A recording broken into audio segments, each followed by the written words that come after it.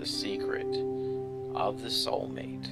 Is there really such a thing as a soulmate? One person that makes your life better than any other person on earth could? And if so, where are they? And why haven't you found them yet?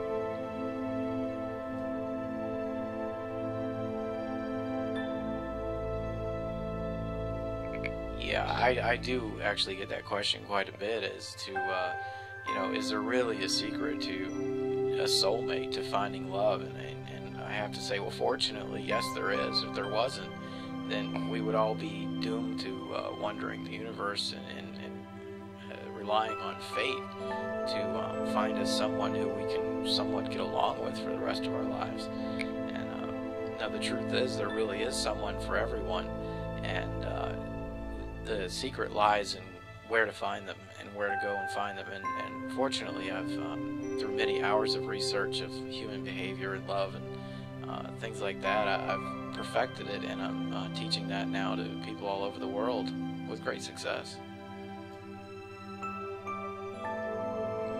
So I often get the question from my students that now that I know that a soulmate does exist for me, how do I manifest that into reality? And I'm so glad when people ask me that question, because I know that they're ready for the next step, and the next step is simply making a decision.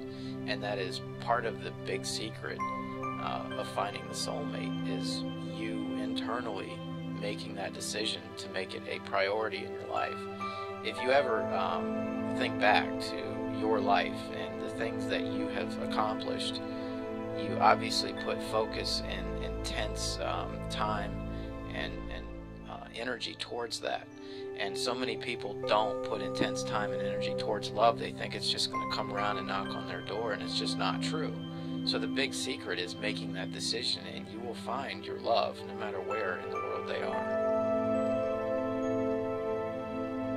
And the next step that I teach people is probably the hardest one, and that's working on themselves and getting to love themselves and finding out the true nature of the person they are. Because by definition, a soulmate is a person with whom one has a feeling of deep and natural affinity, similarity, love, intimacy, sexuality, spirituality, and compatibility.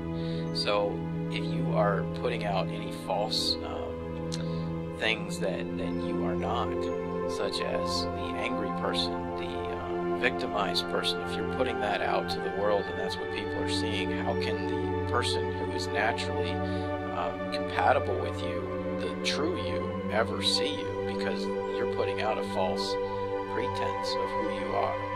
So my students, I often tell them the first thing you do is to love yourself and get to know yourself and who you are.